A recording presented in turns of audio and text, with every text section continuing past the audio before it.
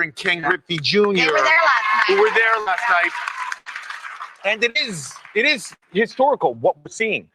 That said, our crowd just said, "Oh boy." yeah, I know. But that said, I have a daughter who wants to get into acting. Yeah. Okay. There's a term that is thrown around these days, and it is Nepo baby. We've all heard it. It's sort of like a hot term that people say. I, as a parent, am so concerned that no one will be able to say to my daughter, "You're a Nepo baby. You're a Nepo baby. That's why you're acting, because your father's an actor and your mother's an actor." And the equivalent would be of this situation.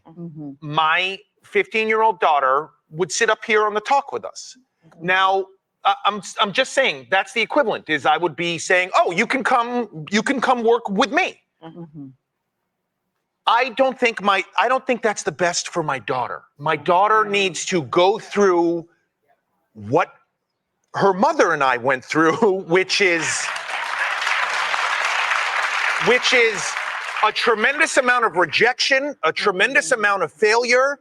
And every time you fail and every time you are rejected, you become stronger, you become better, and it becomes part of your journey, and it becomes something you are proud of.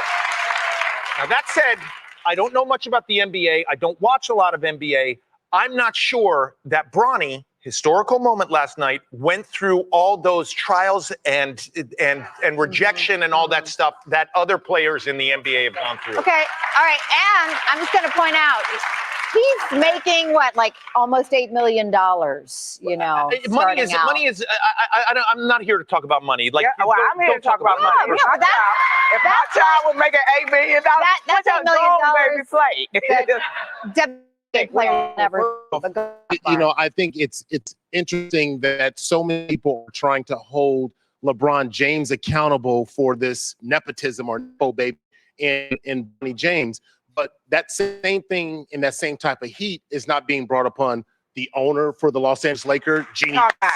She inherited that from her father. You think about football, you think about historically, like the Steelers, Bronny family, you think about the Giants, Mara, like all these other kids are inheriting their family's business. So for LeBron and Bronny, I look at last night as, yes, you know, I think what you're saying is true. I don't disagree with you. But I also think, too, that you can't necessarily, you know, deny the access that you have. You know, like LeBron has, like crazy influence. Like, yeah, if you can utilize that influence to give your son that opportunity, then why use it? Like, I do think using the Genie Bus and Mr. Dr. Bus analogy, there's a difference. This is athletic ability that we're talking about here. So it's not. Does he quite have that talent? I believe he does have the athletic talent, and I think that's why it showed. They gave him 2 minutes, and someone would say, "Well, how would you give this, you know, second rounder the opportunity to get 2 minutes a game?" Yes, the moment was there. It's clear. Like, we can't deny it. That is obvious that he got that because they wanted that special moment. But the other part is an investment. There's so many examples of where you see young athletes getting into a game early in their career so teams can get an early assessment, see how they handle the pressure, and see if they're ready. That's normal. So what happened for Bronny isn't this abnormal thing. You've seen players come out before they're ready and get out and have that opportunity. So how do you do? I didn't watch the game. Yeah, well, look, I'll tell you one thing. There was this big moment when he took a three in the game, and you could literally feel everybody. My watch was telling me to breathe. I was like, and it didn't go in. So it didn't go in, but still, it was a cool moment that he got out there to move around with the guys. He tried. And to your point about him taking the three and then missing it, he went through something that most players would go through.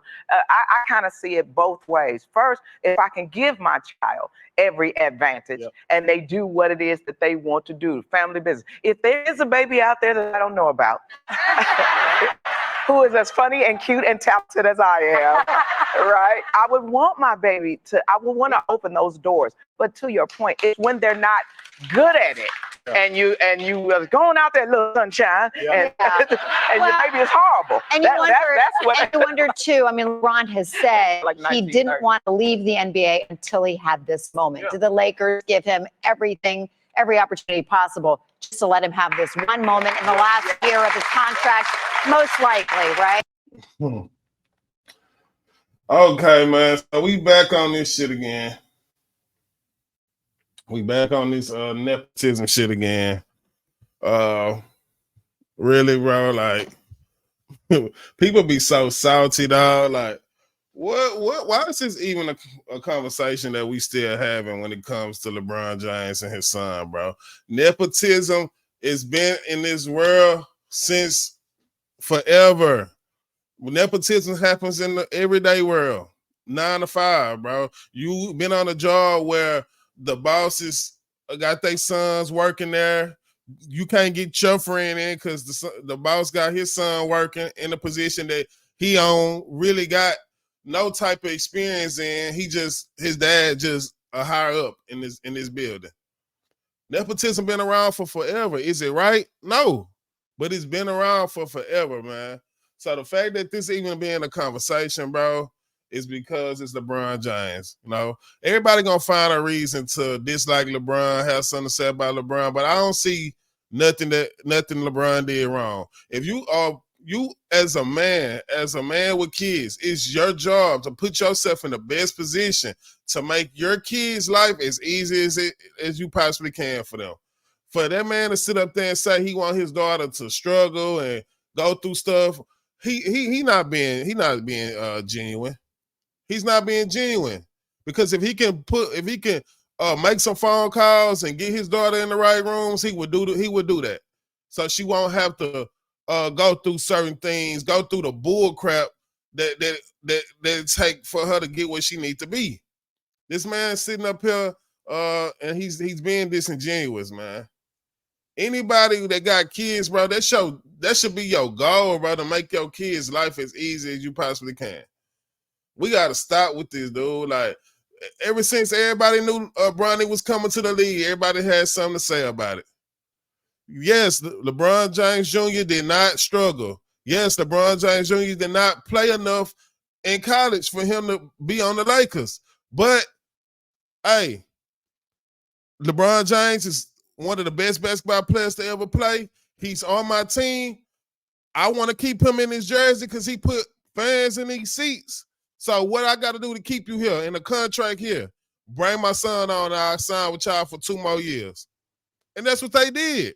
You scratch my back, I scratch your back. This was a business move. This ain't got nothing to do with LeBron James Jr. being good, him coming to help the team, none of that. This boy's in his rookie year. He ain't even fully developed yet. We don't know what LeBron James Jr. gonna be in the future.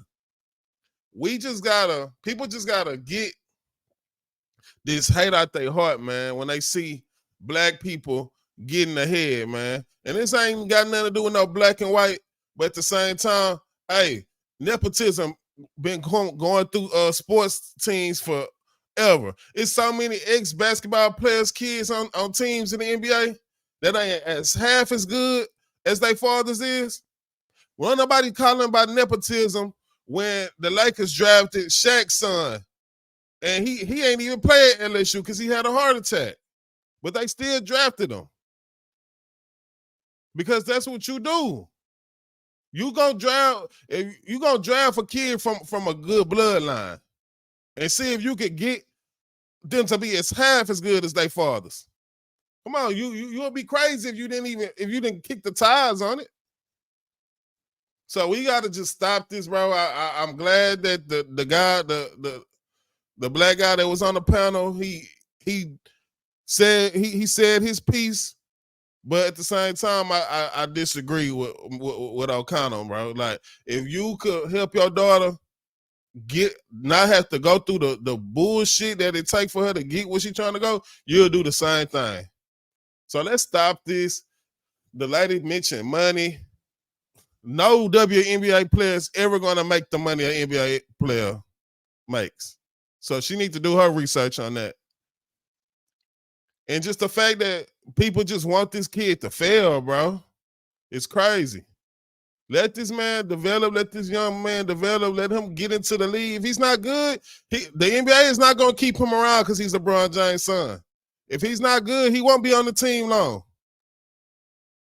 especially if LeBron James is not on the team.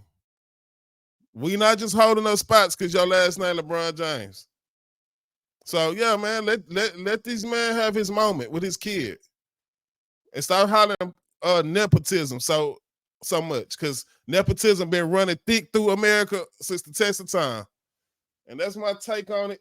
Y'all let me know what y'all think. Get in the comment section.